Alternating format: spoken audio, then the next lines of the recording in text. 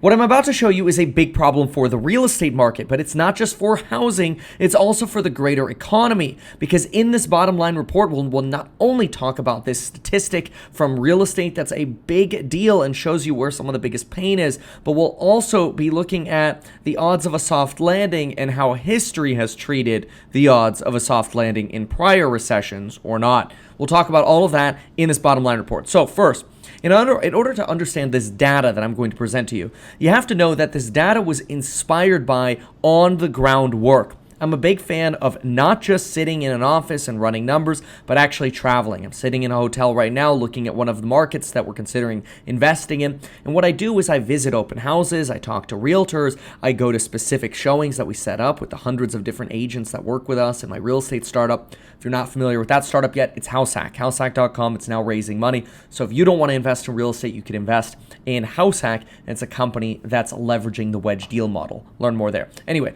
so what we're finding is that some markets feel like they're in much more pain than others. For example, last week, I reported that I thought Boise and Austin were feeling a little weird, like they had hit a wall, things weren't selling. And the reason I identified that was because we're looking at fixer-uppers. We're like, oh, that looks like it's decently priced compared to the June-July comps. Then we look at active listings, and everything's like, wait a minute, no, that doesn't look decently priced anymore. Everything's dropping on the active side, which is a sign that everything was okay in the summer, and then now we have more pain.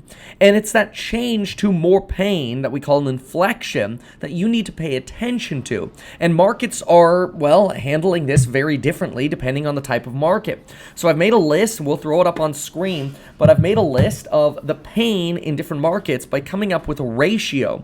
And then we'll talk soft landing and some of the recessionary issues. So first, hey, Max, would you mind lowering that sound just a wee bit? He's fire. What are you shooting in Minecraft?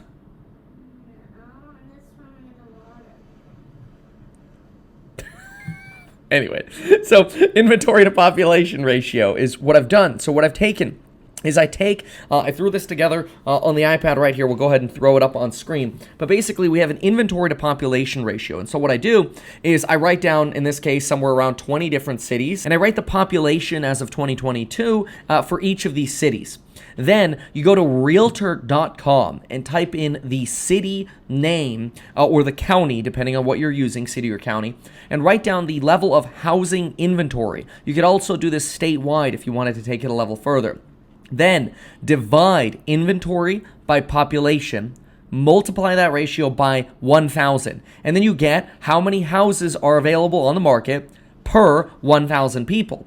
And what we found is that the bubbly markets are usually the ones that seem to have the highest ratio, and the ones where markets are still very, very hot, where people are still like falling over each other to try to get listings in bidding wars because inventory is low, are the ones with the lowest ratio. What you'll find is that some of the areas with the highest ratio are some of the areas that really boomed during the pandemic. Look at this: Miami, Palm Springs, Palm Desert, like the Airbnb mecca, where essentially people are facing this Airbnb bubble now, where they realize, wow, I can't always rely on an Airbnb rental arbitrage where I can make so much more money just Airbnb a property out. Now I'm stuck between either having a negative cash flow as an Airbnb because I can't rent the place out, or I rent it for a negative cash flow, can't refinance, hard to sell in a market with this kind of inventory to population level without taking a haircut.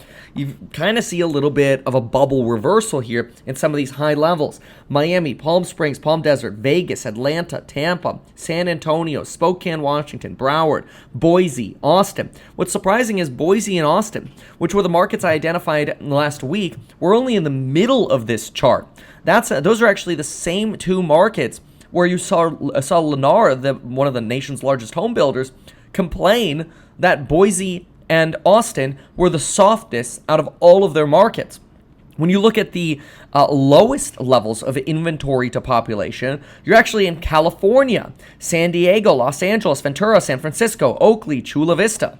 Now, even Sacramento's up there. Now, what I thought is really interesting about this is it possible that, as is usual in market crises, you end up getting a reversion that undoes the prior movement?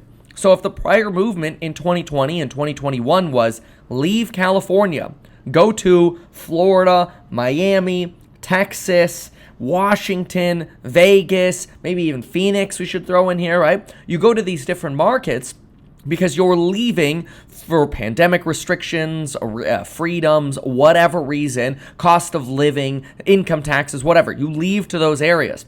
So you get a surge of people there. Then all of a sudden you get a surge of building, and now all of a sudden people maybe aren't coming to these areas anymore, or they're going back to the office. And so you're getting this reversion where maybe some people are like, you know what, I'll pay the extra 10, 13%, whatever it is, to go live in liberal California, which is fine. That's not an insult. I live in liberal California, okay? The weather's beautiful. I love Southern California. I will pay the extra 13%. I will work 13% harder to pay that extra in tax because I love the SoCal weather. But what you're seeing is this potential reversion as an explanation of where you could expect markets to be the softest. Now, the other problem that we face is data. Most of the data we're actually seeing now, especially when it comes to housing inventory, is totally a misunderstanding or a misrepresentation of what could actually be happening in a market. Think about this from a very basic point of view. If you have 10 home buyers that buy homes every single month, then over the course of 10 months, you need to have 100 homes, right? So 10 people buy a home every single month. If you have 100 homes on the market, that means you have 10 months of supply. Well, let's say that 100 homes is really low. Usually you have 500 homes on the market, right? And everybody's like, oh my gosh, inventory is so low. But what happens when inventory stays really low at 100 homes, and then all of a sudden, what do you get? You get the home buyers going from 10 buys a month down to 5. Well, now you double your month's supply. Literally, supply stayed the same, but that will last you twice as long. It'll now last you 20 months instead of 10. So in other words, low inventory. When somebody's like, oh, but inventory is so low, that does not matter. What matters is how many buyers are there relative to that inventory. This is why you want to use months of supply data. But you can't readily get that online without calculating it yourself, because you go to, let's say, Redfin Data Center, it's sometimes 6 weeks delayed on the data. And it takes time for some of these moving averages, because Redfin usually shows you a 4 or 12-week moving average to actually show you changes. So you have to look at your individual market. But it's also a little bit more challenging for us as individuals to calculate, okay, well, how many people are buying? We just have to look at the absorption rate. Or you're out there on the street, and this is the easiest way to do it, in my opinion. This is the practical way. This is not the statistician's way. And then I want to talk about the soft landing recessions. The practical way to understand this is you talk to realtors. You go see how many offers places are getting. If you go into a market and you're like, all right, here's a fixer-upper that's worth $450, and it should be worth $620. And then all of a sudden somebody puts on a house on the market for $599 and it's not selling, then I guess that house isn't worth fixed up $620 anymore. You have to really pay attention to this. You have to be fluid to this, because if you're trying to insulate yourself by getting a wedge deal, like I teach in my real estate courses on building your wealth, 0 to Millionaire Real Estate, the Noob vs. Pro crash courses, which are really inexpensive. You can get in for under $100 while they're on pre-sale. This is literally my brain dumped on you in a condensed, easy to understand way. Just go to meetkevin.com to learn more. Then you can actually understand, how do I position myself? Do I wait? Do I get more aggressive in the spread in which I'm writing offers? You have to understand your markets. Point is, some markets are softer than others, and it could potentially be because of this reversion to mean that we might see this in this next cycle. Now, the problem with this higher for longer is we're starting to see buyers hit a wall. It's entirely possible that buyers had enough cash to keep buying with high interest rates throughout the early part of 2023. That's why we saw prices rise between January and August. And I'm like, I'm not buying during that time because I want to watch what happens. And sure enough, now what's happening? Now the buyers are drying up. Things are starting to sit longer. This is a good time to be patient. Don't blow all the money you have. Be patient. Be more aggressive on the deals that you're getting. Now, what else do we need to consider? Well, another thing that's very important to consider is this soft landing call can frequently lead to a recession. Consider this, and I'll throw this chart up on screen here. Soft landing calls have preceded past recessions since the early 1980s. Consensus predictions that the economy would achieve a soft landing have basically preceded each of the last 4 recessions that we had. So why is it often wrong?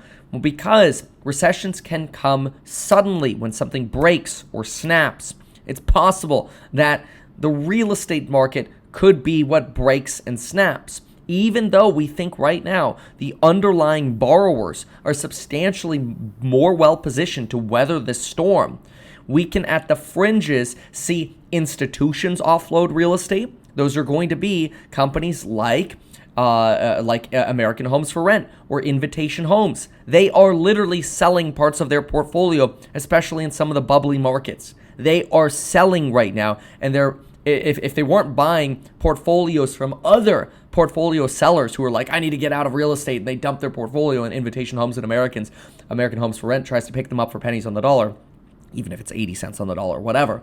They're picking these deals up. If it weren't for those portfolio buys, they would be net sellers of homes right now. So people are really sharpening their pencils for good deals right now, as we are as well at my real estate startup. So if you don't want to get into real estate yourself, or you don't have the time, money, credit, whatever, we'll consider investing with HouseHack. Read the offering circular. We're raising at essentially a 1-to-1 dollar valuation, which the company's going to be worth, the cash level we raise. Obviously, they're offering fees and costs and stuff that go into, having attorneys and filing with the SEC and all that good stuff. But that's not for you so much to worry about now. You can read the offering circular and see all of those details.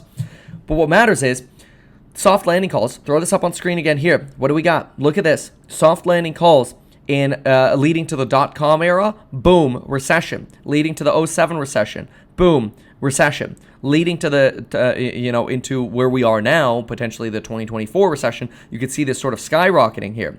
Now, we did have a recession in the early 90s coming out of 89, and this is where there was talk about soft landing. But as you can see here, recession. We just regularly seem to predict a recession with, it's going to be a soft landing.